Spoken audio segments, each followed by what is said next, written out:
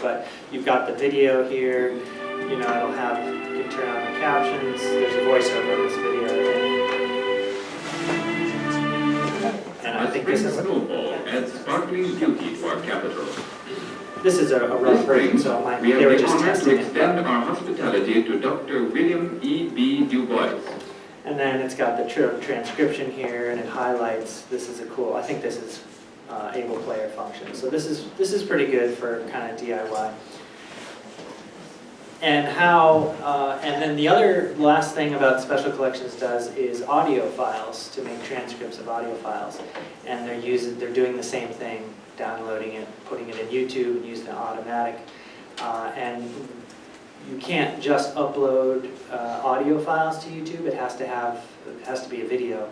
So we're using FFmpeg, which is a command line open source video encoding software to essentially turn an audio file into a video. And if anyone wants to get into the weeds of this, I can talk to you after. But it's just a command line command that you can apply to an audio. It'll just you assign an image, and it turns it into an MP4, and you can put it in YouTube. So that's pretty much all we're doing. And if anyone has any questions, you can talk now or later. Yeah, if anyone has one question while we get started with the next one, that'd be great.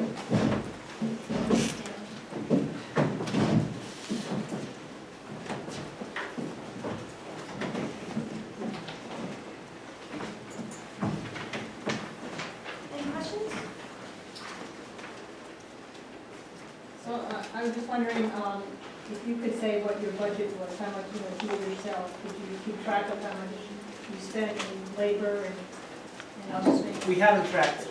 No, that wasn't necessarily the goal of this. Yeah, I'm just curious, how much do you generally pay the students an hour? Because clearly that's...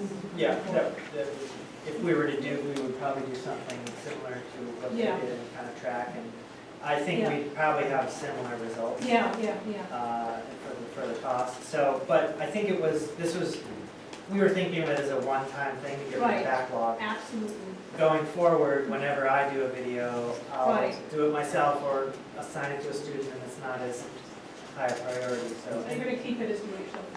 Yeah, I think we are. For library-produced videos, for sure. Yeah. And the archives, they don't have a ton of video in that repository, so I think they'll just do it as they go. And it's not so cost-prohibitive. You know, we're not dealing with faculty who are doing thousands of lectures that are 2 hours long all over campus. So you're just focused on the libraries? Libraries, and Gabe could probably talk more about the streaming videos, which are sort of a different one. Okay, so next up we have Making the Most of Campus-Wide Instructional Video Support by Holly Malkovic, who is the head of the music library at the Mugar Memorial Library at Boston University.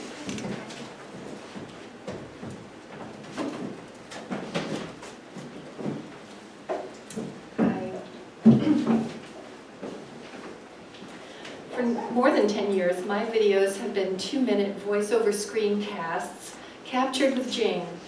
Jing was quick and easy for on-the-fly reference follow-ups, setting pre-class activities, introducing the library site to a few music distance ed classes, and for documenting trouble when I created a help ticket. However, Jing videos cannot be edited. No cuts, no trims, no subtitles. And even before then, my new daughter, already age 7, entered school over here in the US and needed to learn English. She had her favorite videos over and over and ignored storybooks that she herself picked out. So I secretly conferred with a pediatrician who wrote me a prescription. Turn on subtitles on. Suddenly, Disney grew words in musical synchronization. You can see them appearing as we go. And it worked brilliantly for my daughter, who, like many students we see today, self-taught through pause and repeat all of that. And of course, today we see subtitles framed in their own contrasting backgrounds for better legibility. And since then, I've been using subtitles, maybe you do too. A recent survey of many hundred college students showed all of them chose to work with available captions more than half the time. And this was a group with very few self-reported impairments. The top 2 reasons for their use were to increase focus and information retention. And there are more good reasons that you can see and that we would expect. All these reasons support my personal view that captions should arrive already opened on any video by default, but with an easy option to switch them off. As a librarian who has worked with visually impaired graduate students and ESL students of all levels, I'm one example of how we are all freshly weighing the positives and the challenges of our dense online environments. For example, the listen feature in this EBSCO article database is great, but I must also see for myself if navigation to that point would be clear to someone else, and then if the text can be quoted, copied, pasted, etc. And then over here we have the History Makers database, maybe familiar to some of you. It really seems to me that when it comes to content, whether a web page or streaming media, that the boundaries and distinctions between them have truly blurred. Accessibility awareness efforts are getting good bump-ups across our campus. Recently, the freshman writing faculty were coached on universal design techniques for their syllabuses and other matters relating to accommodation services. I've recently been a search committee member for a library website manager, and I found myself revisiting the realities of responsive and accessible web design, which in turn led to my stumbling into a terrific campus stakeholder group. And this is BU's video creation subgroup, and one of its April 2017 founders is here with us. Participants in this group, and it's small but it's growing, include faculty and staff practitioners from areas such as development, disability services, School of Medicine, procurement, ed tech, compliance, digital learning, libraries, and more. Monthly face-to-face gatherings feature member work and discussion, and these are live streamed and then archived. And here's our landing page. Video creation is growing exponentially in teaching, marketing, and administrative training contexts through Camtasia, lecture capture, MOOCs, and personal projects. We might ask ourselves if we're producing too much at this point. And we are now with Kaltura, and Kaltura's capture space is starting to take some hold. Just last month, Adobe's Creative Cloud, including Premiere, landed on all our desktops and those of the thousands of undergrads who will have it too as part of their new requirement in digital and multimedia expression. And there's the WCAG we heard about earlier. WCAG. Web content accessibility guidelines do have parallels in video, imaging, and transcripts. And look how easily we can self-sabotage. Would red light, green light really make sense and spring to mind here to message the avoidance of fonts with serifs? Furthermore, we know reliance on these colors is another misfire because various forms of color blindness won't necessarily process as intended. The better we build anything for accessibility, the more clarity of point we will achieve, and the less hampering we generate for those who work in modes requiring more sophisticated accommodation. Also keep your eye on WCAG 2.1, and I think we can get previews of that now, and you can just Google WCAG. I think 2.1 actually becomes official in June of this year.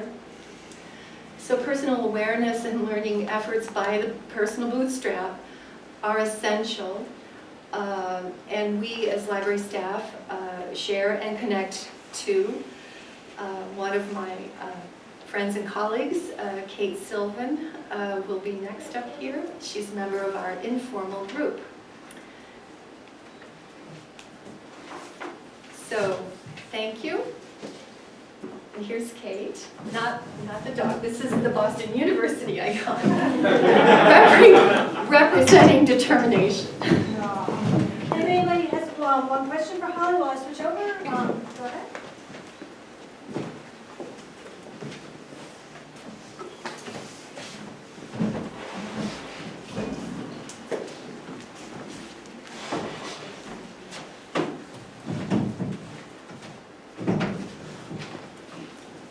Our final speaker today is Kate Sylvan. Kate is the Health Sciences Librarian at Boston University's Charles River campus, and since 2015 she has served as the library liaison to Sargent College, BU's School of Health and Rehabilitation Sciences.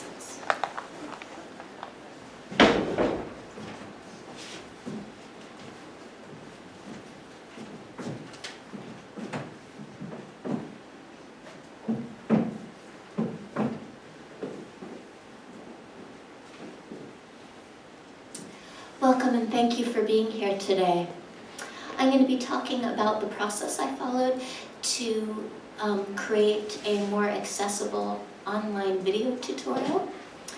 And to start out with some background, I each semester teach a 2-hour orientation to doctoral level occupational therapy students.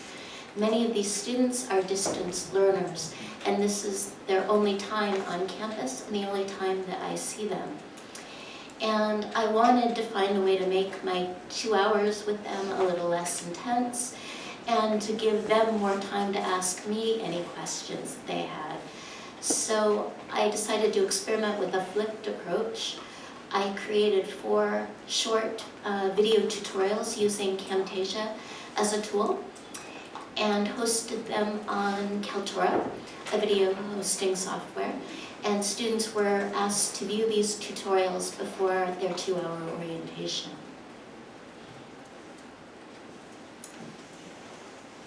Just skipped ahead of myself.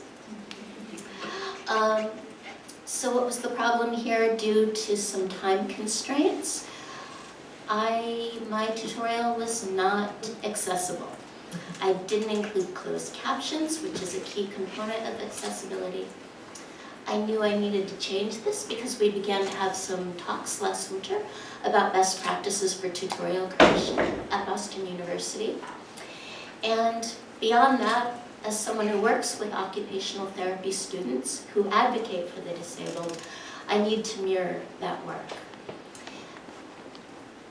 And so I decided to begin the process of not just looking at closed captions, but researching what goes into best practices for tutorial accessibility. And much to my surprise, that there's been a ton written about best practices for online tutorials, but not a lot written about accessibility guidelines. I did a search in both the library literature and education literature and came up with about 5 articles on best practices for tutorial accessibility. I was particularly impressed by the work of Amanda Clausen and Joanne Out, who outlined excellent, concise guidelines. And based on those articles that I read, I developed my own 8-point checklist for reviewing the tutorials that I created to see how they met accessibility guidelines. And so as I looked over my tutorial, I asked myself the following 8 questions. Can the tutorial be read by screen reading software such as Dragon? Is the user able to use keyboard functions to navigate the tutorial rather than being dependent on a mouse? Is synchronized closed captioning available? And do I avoid cognitive overload for the user by keeping my tutorials under 3 minutes long? And to continue, are any visuals and text high contrast? Is the audio clear and a high contrast? Do I include visual cues that help the user focus, such as highlights and arrows? And do I avoid using the phrase "click here" when I'm instructing students on their next steps, because that description is not going to work for someone with a visual impairment. And so after evaluating my tutorials based on those 8 points, I came out thinking I did well in 4 areas. By virtue of the fact that the tutorial rests on Kaltura, many features are accessible. Kaltura makes their tutorials compatible with screen reading software. Users are able to use keyboard functions to navigate the tutorial rather than being dependent on a mouse. I did avoid using the phrase "click here," and I did make generous use of highlights and arrows. But where did I fall short? Most of my videos were too long. The shortest was just under 4 minutes long. The longest was 7.5 minutes long. My volume wasn't always consistent and clear. There was some background interference. And in one tutorial, I talked about using a mouse to click on a menu item, which again is not going to work with someone with visual impairments. And as I've mentioned, the biggest problem, there was no closed captioning. So I began this process last winter. I have completed the editing of the first of 4 of my tutorials. As you see, I did use Kaltura to add captions. I re-recorded the parts of the video where the background was a little bit fuzzy. And I managed to shorten my first video to 3 minutes and 15 seconds, an ongoing process. So, where am I going from here? Over the summer, I'll continue to work on my 3 remaining tutorials with a special emphasis on adding closed captions, and I suspect shortening them is going to be my biggest challenge. I have already spoken with folks at the Disability Office about having them take a look at my tutorials to see if these are compatible. And I look forward to helping out with the process of drafting and establishing best practices for tutorial creation with the VU libraries, with an emphasis on accessibility. It's an ongoing process, and I look forward to it. Thank you.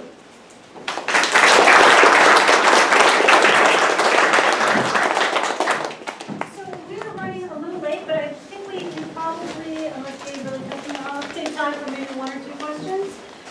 So if anybody has questions for Kate or any of our other speakers, feel free to raise your hand. Yes. I have a question for Kate. So with the 3-minute, it seems like things are getting shorter and shorter, and Yeah. we'll all be told of that, which in essence that tells you something about the culture today, whether it's the YouTube culture or whatever, people's attention spans. So have you thought about it? Sometimes hard to get things in 3 minutes, putting things into part 1 and part 2. Just even if it's the same exact material, but just breaking it up, does that make a difference? I have thought about that, and I think I have no choice but to do that, because I don't see cutting out or eliminating content. I will have to put things in part 1 and part 2. We recommend that a lot with faculty, because frequently they don't speak in 3-minute chunks ever. And so, usually we're trying to get them to be a little bit more concise, focus on the part that really is important, and then if it's long, let's chunk it out into a couple and give them a playlist. I'll make a comment related to that. So I came to librarianship after working in journalism, and the best advice I ever got from an editor on how to reach a word limit is to go through, in this case, your script, and get rid of any word that does not actually add value to what you're saying. And yes, you may still need to take that 7-minute video and make it into 2, but then you can have 2 3-minute videos, not 2 3.5, 4-ish minute videos. Yeah. It's good advice. Other questions? I have a question for Shirley. When you did your budget comparison, so the in-house was $10.47 per minute and the outsourced was $3 per minute. Does that $3 per minute include your time or somebody's time to set up and administer the outsourcing process and maintain it? So FreePlay has an automatic integration with Panopto. So for us, all we needed to do was upload the videos or use faculty videos that were already created in Panopto and then send it to FreePlay. And FreePlay would contact Panopto, take the video, capture it, and then put it directly back. So the costs are super Right. Once So, you have integration set up with most of them, I'm sorry. once the integrations are set up, usually that administrative piece is very, very low. That sounds really good. Thank you. And maybe one last question, if anybody has one? All right, well, thank you very much to all our panelists.